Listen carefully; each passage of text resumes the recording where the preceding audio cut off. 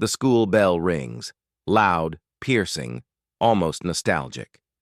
The final sound of the day echoes through every corridor, shaking the dust off the old wooden doors and waking up tired souls.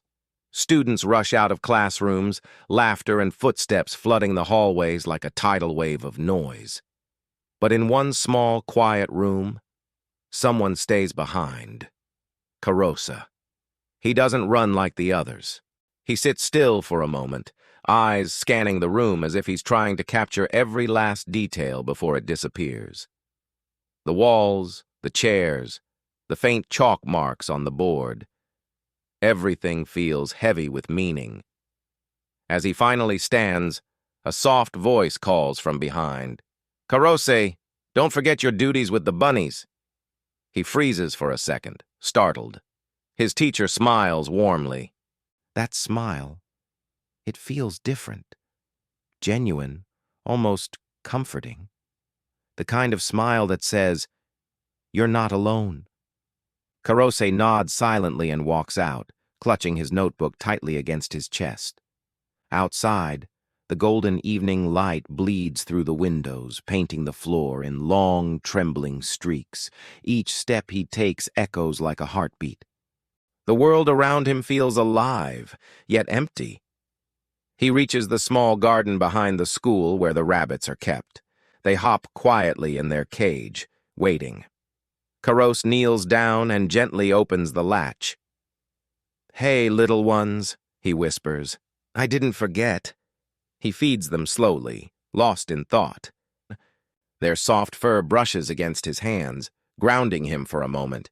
But behind those gentle moments lies something else, something darker.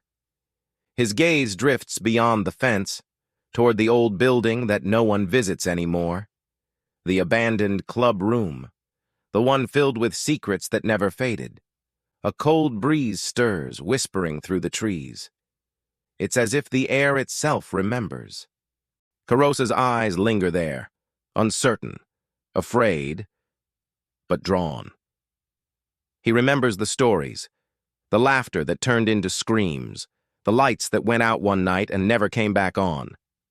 Everyone pretends it never happened. Everyone, except him. The sun dips lower, and the shadows stretch long and thin across the ground. Karose locks the bunny cage and starts walking home, but his path takes him right past that old building. His heart starts to race. The windows are broken, the walls cracked, and yet a faint light flickers inside. No one should be there. He hesitates. His breath fogs in the cold air. "Maybe it's just my imagination," he whispers. But then he hears it, a voice, faint, calling his name. "Karose." The sound freezes his blood. It's familiar, hauntingly familiar.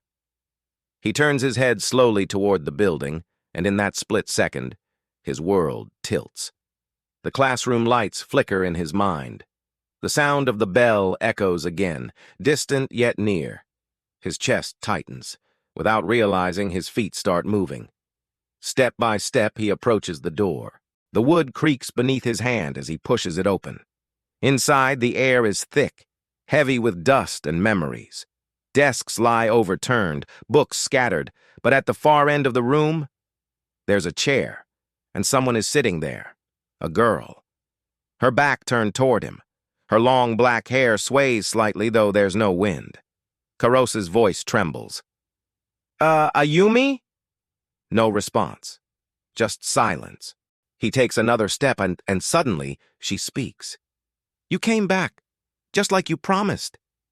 Karose's heart pounds. That voice, it's her, but it can't be. Ayumi was gone. She had been gone for years. I don't understand," he stammers.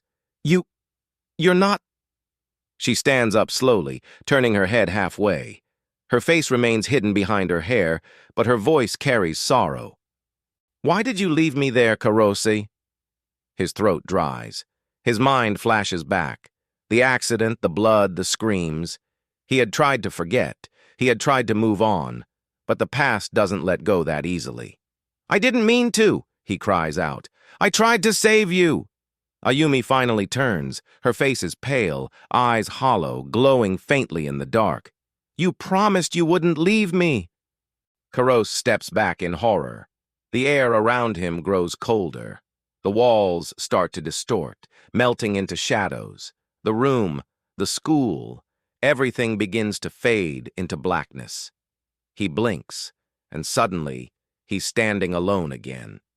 The light from the setting sun seeps through the window, painting the dust in gold.